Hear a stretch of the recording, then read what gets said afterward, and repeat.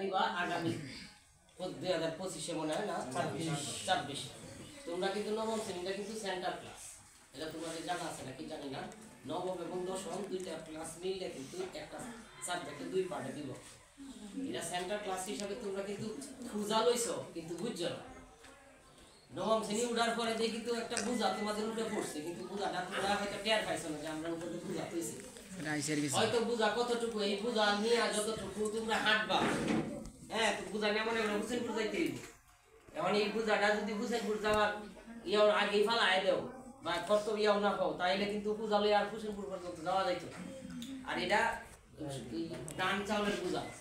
এটা বুঝাটা হইলো পড়ার বুঝা আচ্ছা এখন নবম শ্রেণীতে যদি জেলা ভালো করে পড়াশোনা করছে